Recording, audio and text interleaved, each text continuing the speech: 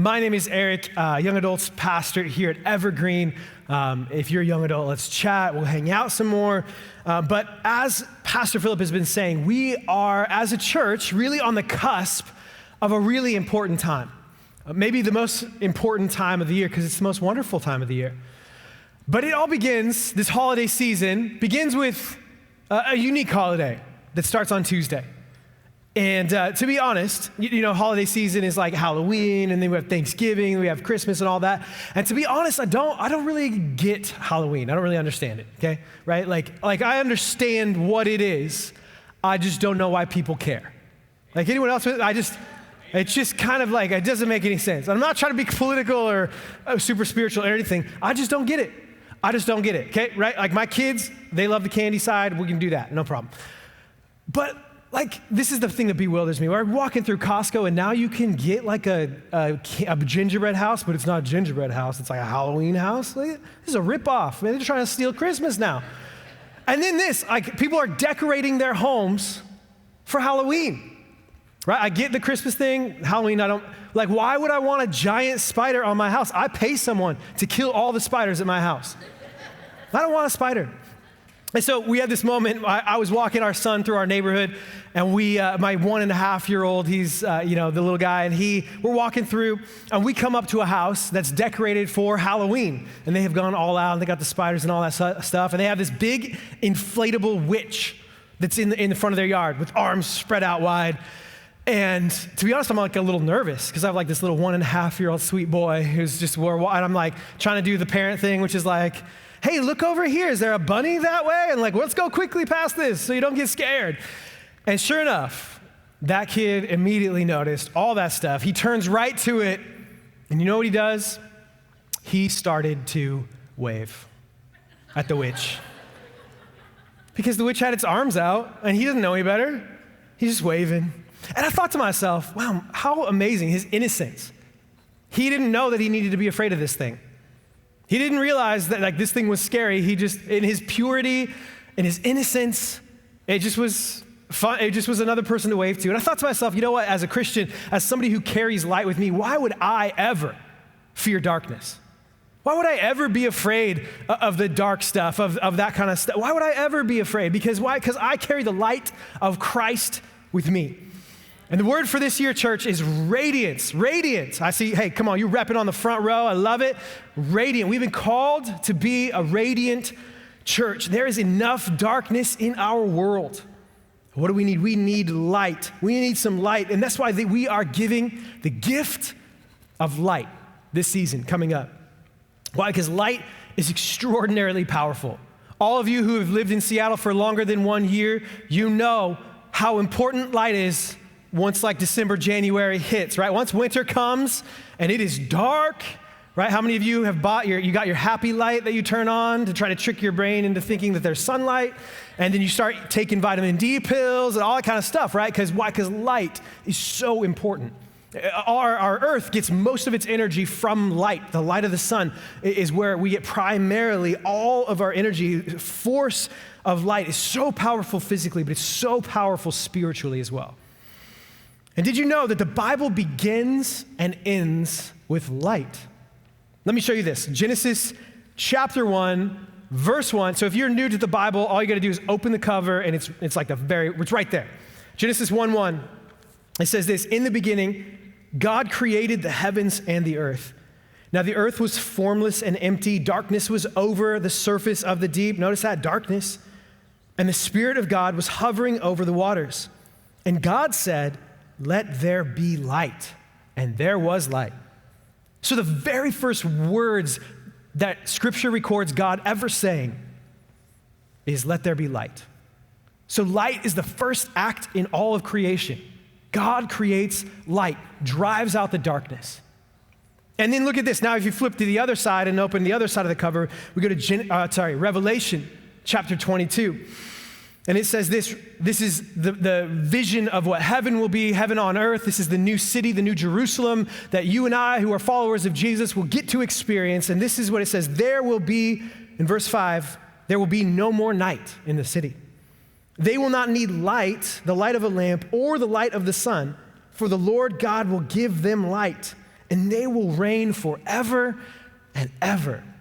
So he's talking about a place that is so radiant with the presence of God that we no longer need sources of light, because apparently you and I and everything that is there will just emanate light from within us. And I don't really get how that works, but I think when I get there, I won't care. I'll just be happy to be there.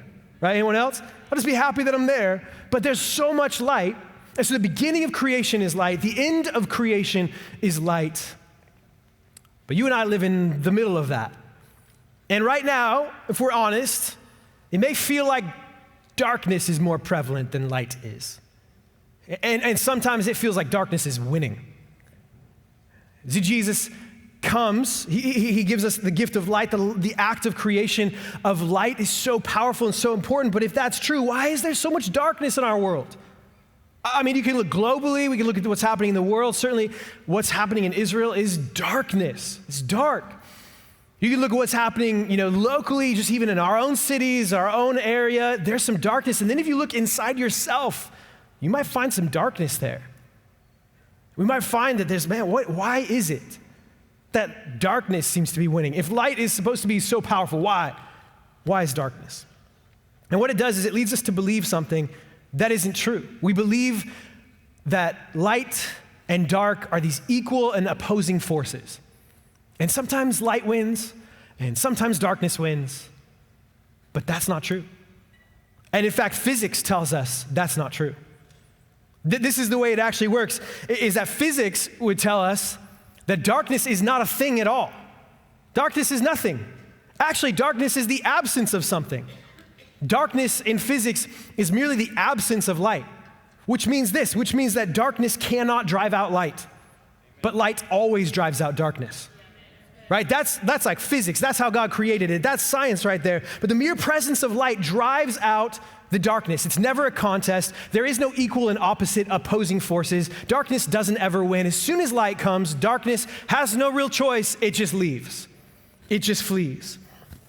Now, have you ever experienced absolute darkness, like pure pitch black? Anyone ever experienced like absolute? You have to go in like specific. I'm not talking to like, hey, I turn off the lights at night and my LED indicators are still on, all that. I'm like, it is actually so dark that you can't see anything.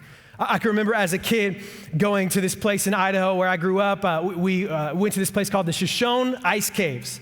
And apparently life was so difficult back in the day that they had to mine ice out of a cave, right? I get it on my refrigerator now, which I like a lot more. But back in the day, they found this cave, and it's 100 degrees outside, but it's always like 20 degrees inside this cave just because of how the thing works. I don't know, it's just how it is.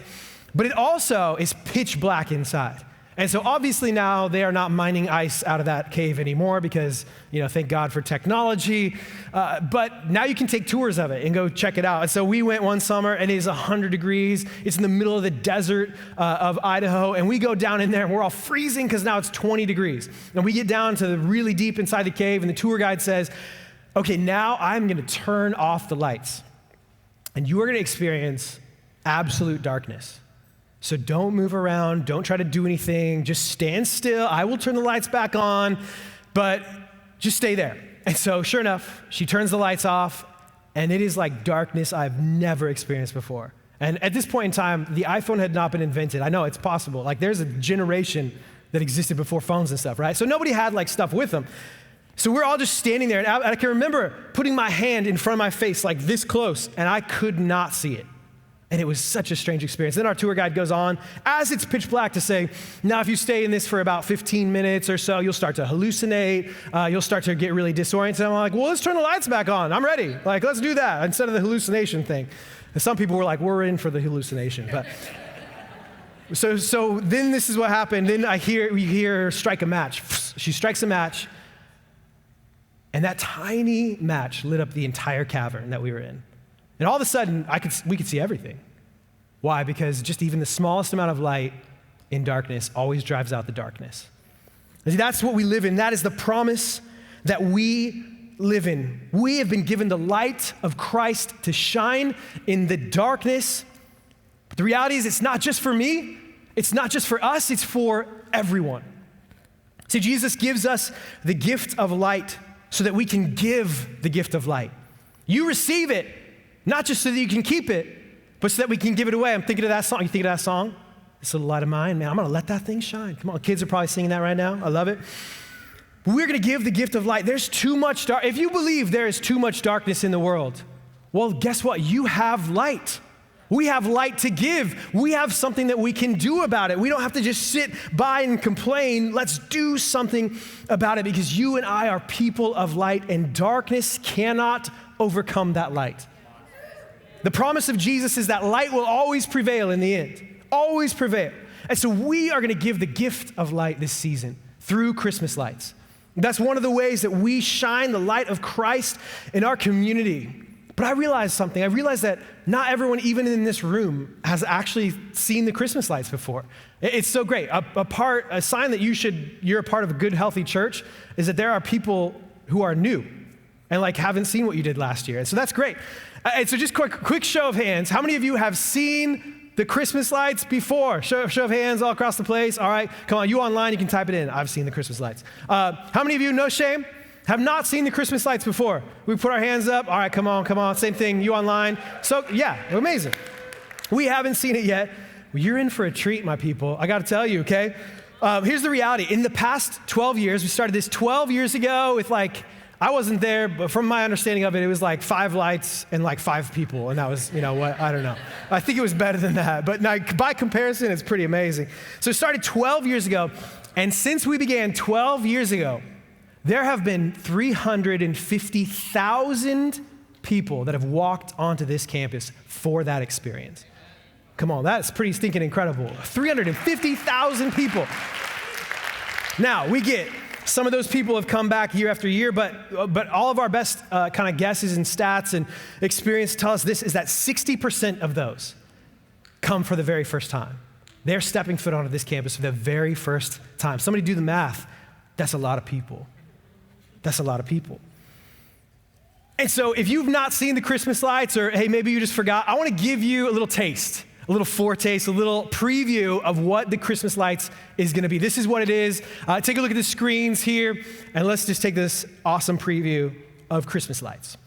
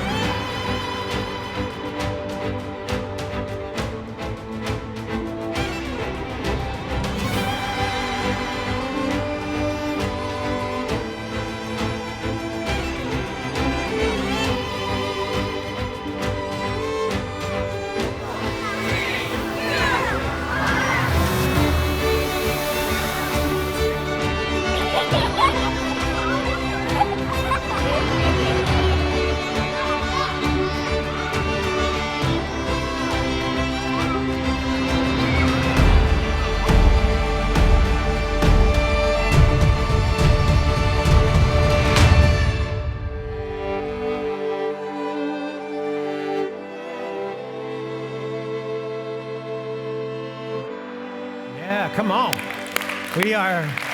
Man, I'm excited.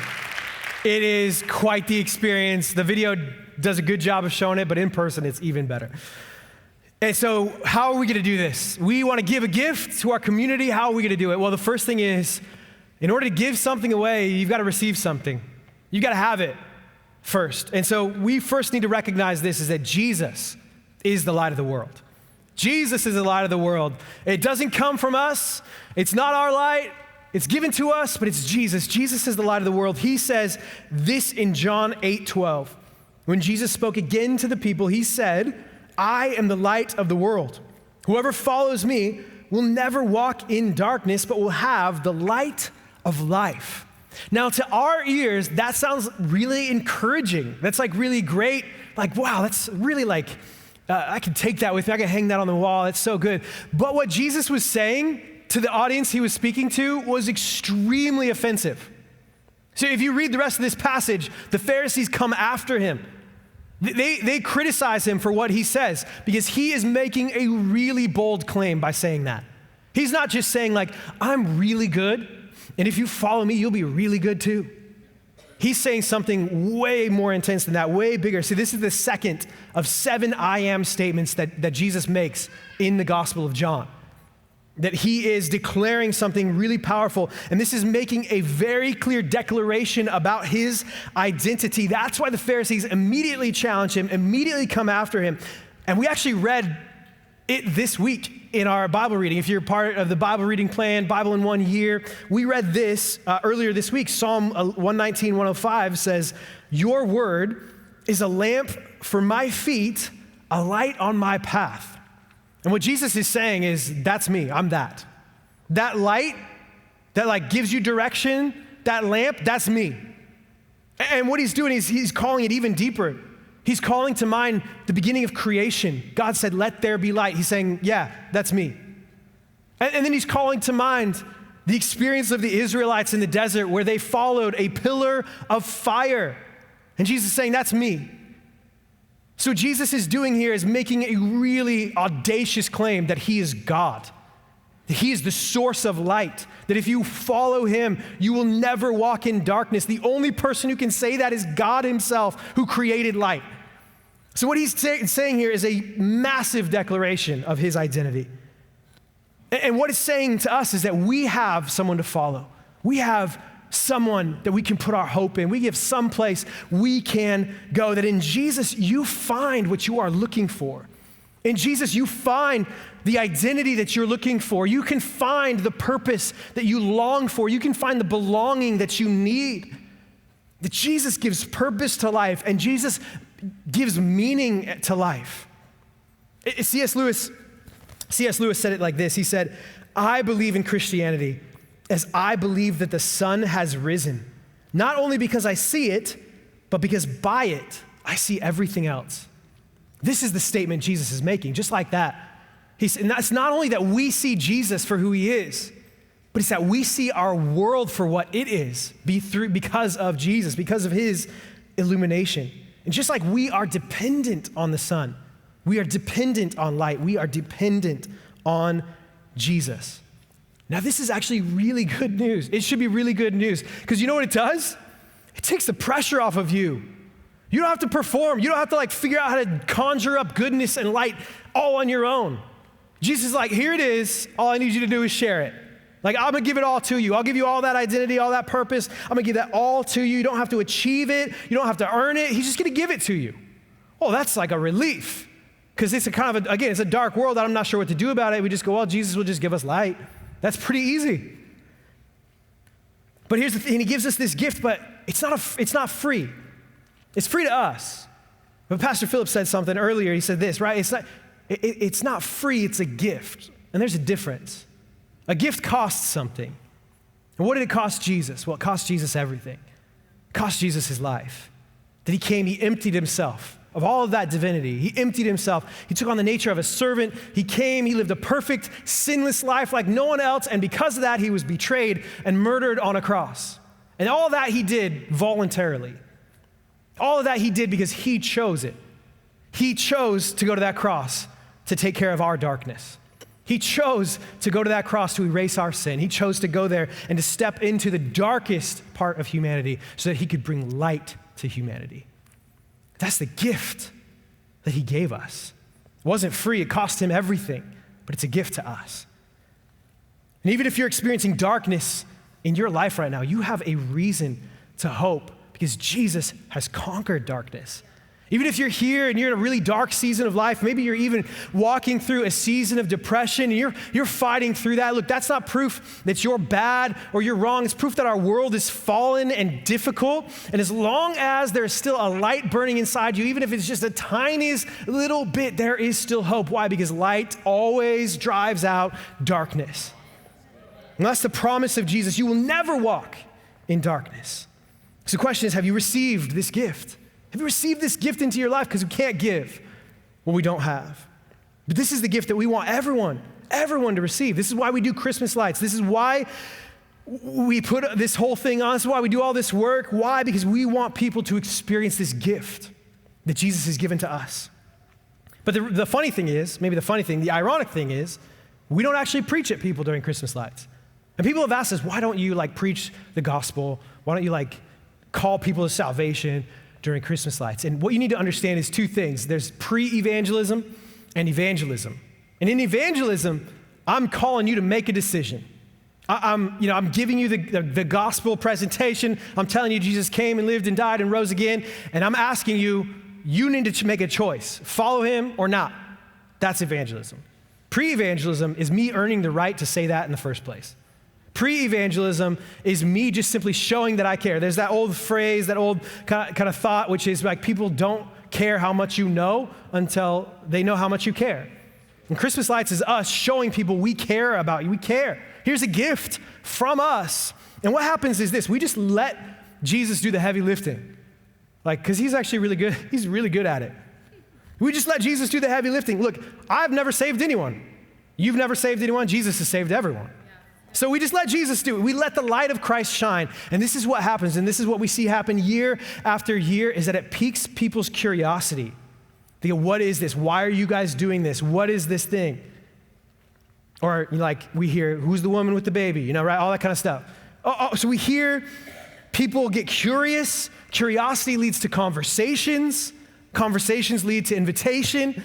Invitation leads to them discovering more, actually hearing the gospel, and actually deciding to follow Jesus.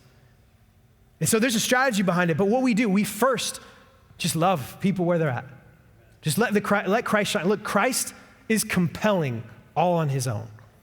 And he is able to draw people all on his. We're going to present Christ, we're going to present the light of Jesus, and he will draw people to himself. He is the light of the world. So we receive that gift. But there's something else that Jesus said is the light of the world.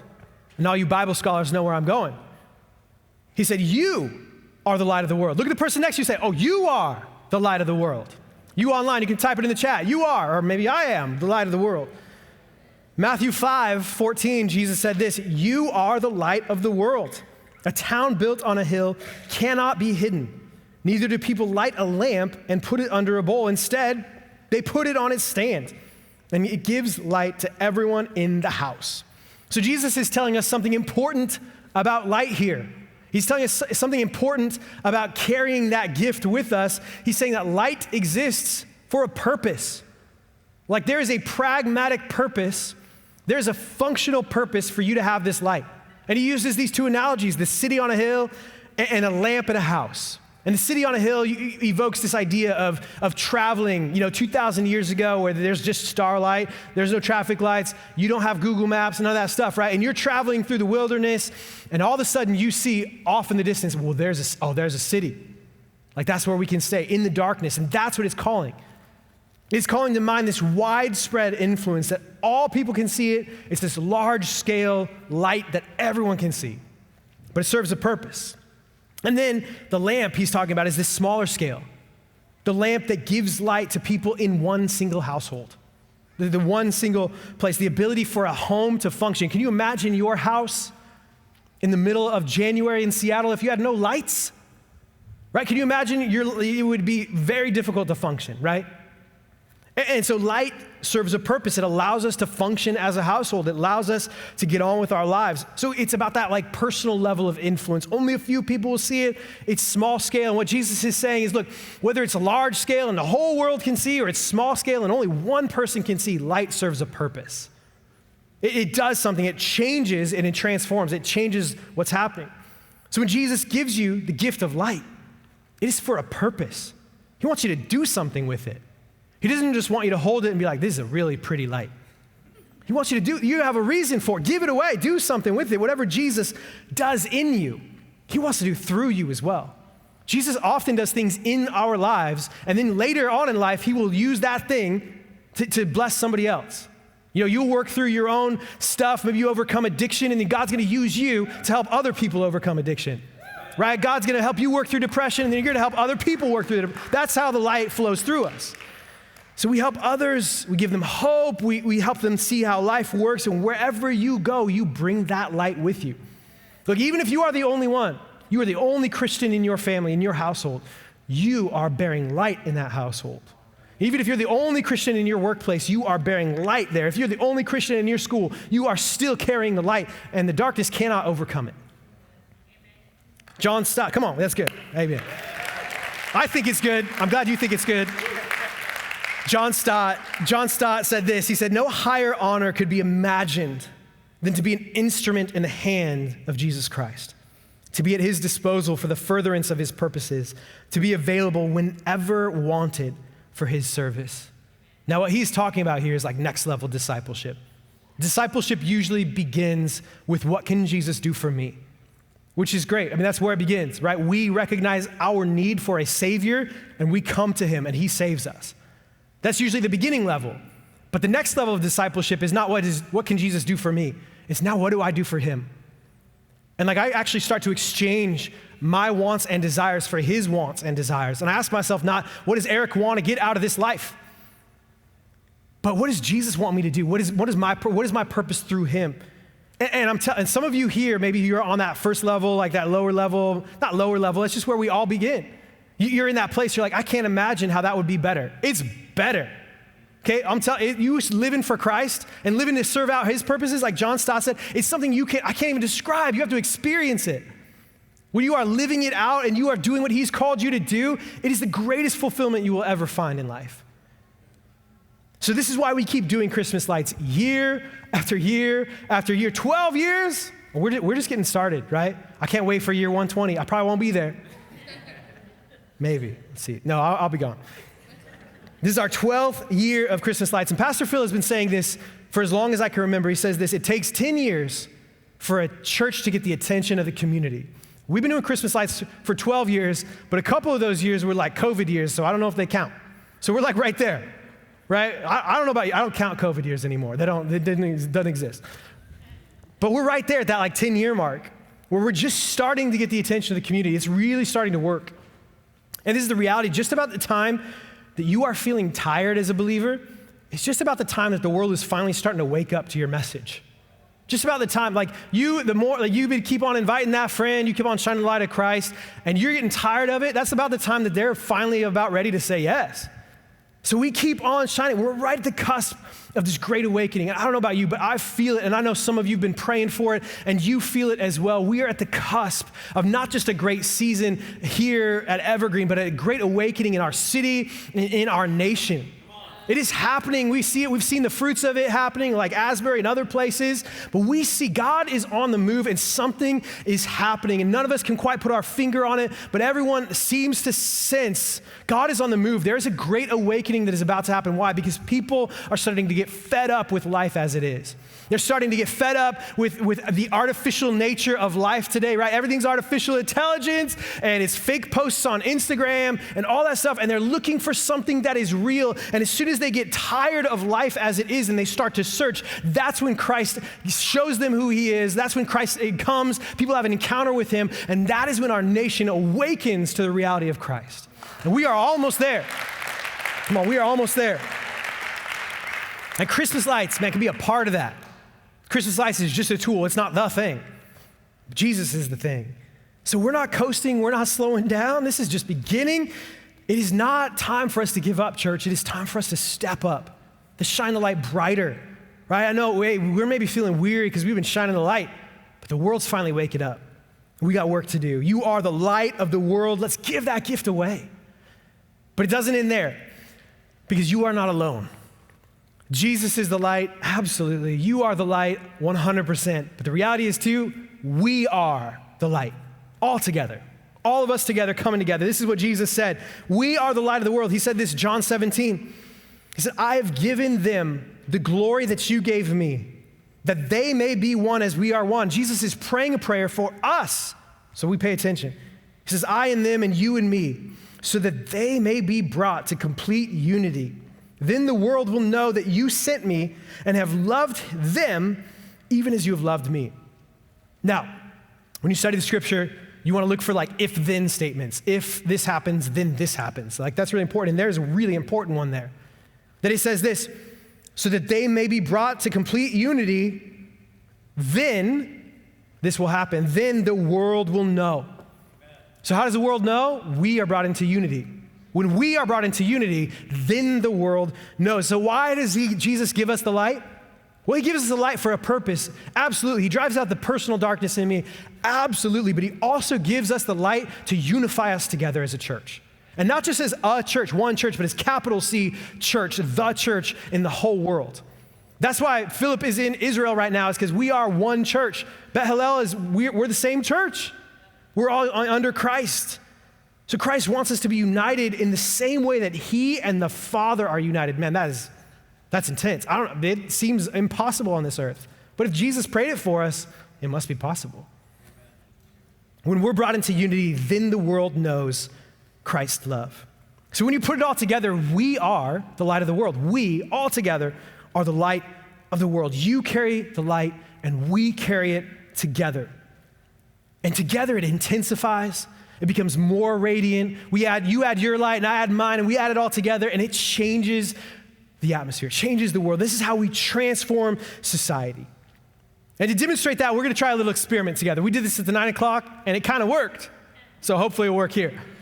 But I need you to participate, to join me, and I'll allow you to do the thing you're not supposed to do, which is pull out your phone, okay? Pull out your phone. I know you got it. I saw you texting, okay? You were texting, this is the best message that Pastor Eric's ever preached. Boom. I appreciate that. But here's what I want you to do. I want you just to get yourself ready. What we're going to do is use your flashlight feature. So if you need to swipe down or whatever, don't turn it on yet, because we're going to go in stages, okay? But here's the thing is right, we want to see what it's like to experience darkness. And I'll tell you what, every one of us on staff have walked through this room when it was pitch black, and we just used our phone or crashed over a chair because we didn't. It gets dark in this room when there's no lights on. So what we're going to do is what we did in the Shoshone ice caves. And we're going to turn all the lights off, okay? You online, join us for this moment. Bear with us. It's going to get real dark, but that's on purpose, okay? And so here's what we're going to do. Merle here is going to turn the lights off for us. So you keep your light off as well. And let's experience the darkness together just for a minute here. It's all good. We're going to all fade it. So as you can see, it's pretty dark. Pretty dark. And so here's what I can do. I can turn on my light right here. And this light is enough for me to get around. I can go up and down the stairs. I won't do that because the camera guys will get mad, but I can move around functionally. But it's only enough for me.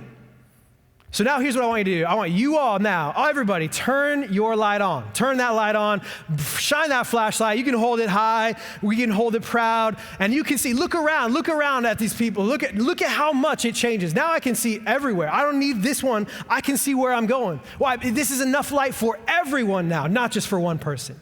Come on, this is what it's like. This is what it looks like when we shine our light together. Come on, Merle, you can turn the lights back on. Thank you all for joining me in that. You can keep your phones out because we're going to use them for one more thing today. See, we need everyone to give the gift of light this year, because this is what one person's light is enough for them, but all of us together, it's enough for everybody. And this project is bigger than any one of us, so we need everyone to jump in. No one person could do this whole thing, but all of us can do something. And so practically speaking, that can mean a gift of time, it can mean a gift of talent, it can mean a gift of treasure. And there's gonna be a QR code, and this is why I want you to keep your phone out. There's gonna be a QR code, and all you need to do is pull your camera up, and your phone is smart enough to figure out the rest. Just point it at the QR code there, follow the link. And this is not a commitment, this is an interest form. This is to express and give you some ideas of the way that you can give the gift of light this year. Through a gift of time, talent, or treasure. Time would be like you just being present, you showing up, you being here to help and lend a hand. One of the most precious, non-renewable resources we have is time. Another gift you could give would be like the gift of talent, right? The gift of I'm skilled, I have expertise in this area, and it could make a difference. The other would be treasure, that you're giving monetary or financially to support this. And so let me break a couple of these down. The gift of time, there's a few things we can do. We have a setup day this Saturday, the 4th. We have another setup day on the 18th. And this is just that all hands on deck. We all show up. We all lend a hand. We all build together and put the lights up together. That's a gift of time that you could give. We also have every single night of Christmas lights, we have people there to host. We have people there to welcome in the community. And on the huge nights, big, busy nights, we can have 10,000 people here in one night. So we need you to just be present, to be here, to welcome and to serve our guests. The other one you can do is cookie baking. You can bake cookies in December, and we will even let you eat some, like one. You can have one per shift. Now, we'll negotiate. But you can come and bake cookies, a gift of time. The other gifts of talent that you could give is that you could be part of the Evergreen Lights team. These are like the more skilled projects. These are those of us who are coming on Wednesday night, and we are putting together stuff. If you really want to see the behind the scenes, learn how the programming works, that's a team of talent that you can join right there. Then we also have weekend concerts. Every weekend leading up to Christmas Eve, we have concerts. And so it's just like this. We have a whole band, we need production, we need hosts, we need all the people to make that happen. And then there may be some other unique way that you can contribute. You have some expertise, you could do something that I haven't even thought about. And the last thing is you could give a gift of treasure. And one of the simplest things that you can do is just to continue to be faithful in giving your tithes. This is incredibly generous church. You are a generous church. If you are new, welcome. You have found a really generous church. And us just giving continually, just giving regularly, that is like what sets the watermark so that we can just do everything. It's what it provides for Alpha. It's what provides for all the things that just normally happen here. And that's such an important way that we contribute. And then you could also consider a year-end gift. All of our year-end gifts this year are going to Christmas lights. We did some calculations this week and kind of rough estimates. This is probably pretty conservative, but we figured that it takes about $2,000 a night to keep the lights on. That all things considered, when you put it all together, it costs us about $2,000 a night to keep this thing, just to keep it going. That doesn't mean improvements, that means just to keep it going. And so you can consider a gift, individual or as a family. And the last thing you could consider is to sponsor a night of lights. Give $2,000 from your company, your business. If your company does matching or you have a vendor, whoever it might be, you can connect with Dean and Marcy about that and become a partner to sponsor a night of lights. Because when we all shine the light of Christ together, man, it makes a difference. The world will take notice, and that is what brings transformation. As you fill out this form, can I just share with you my experience of Christmas last year? See, Christmas season last year for us was actually quite a dark season in our lives. We, as some of you kind of know the story and some of you don't, but we were at a different church, and it was right at December that church decided they didn't want us there anymore. And then asked us not to come back, not to come anymore in December. And so it was these feelings of rejection, these feelings of in all of it. It was really dark, tough time. And so we had some options, which is like, we just give up on this church thing. And to be honest, I really considered that. Maybe this is just not what I'm called to. Maybe this is just too difficult. Why does it have to be so hard? Why are people in church so mean? I could just not do it anymore. And we considered that. But then I was like, but Jesus is just too good. And like, he loves the church, so I can't really give up on it. And so what we did is that we started coming to Christmas lights. And so many of you guys didn't even know us back then. We would just show up what happened is that Christmas lights became like a sanctuary, like a safe haven, a place of joy for us in a really dark season. And so we would show up and our kids would have a blast and eat cookies and we would just soak in the lights and the fun and all that kind of stuff. And it was such a weird experience because at the same time, we had one church saying, we don't want you anymore. We want you to leave. And we'd come up to Evergreen and they would say, we love you. We want you. Stay here. And that's what it became for us, this safe place, this refuge, this place that we wanted to be in. And then we again had this next level kind of decision to make. Well, we could just take it. We could just take it in and just enjoy it. But then we took it to the next level. My wife got to serve and be a part of one of the Christmas concerts on the weekend. And my son and I came to one of the Saturdays and helped with the whole Christmas lights experience. And we got to experience the joy of serving. And in all honesty, I think that saved our hearts from becoming toxic. Is that we were able to go like, we're doing this not because we have to, not because there's a paycheck behind it, but because we want to. And to be honest, this community loved us so well and so good during that season that we just wanted to give back in some way. And I gotta imagine that there are gonna be people this year who show up to Christmas lights who are feeling like we did last year. And you might be in this room and you're feeling a little like that right now.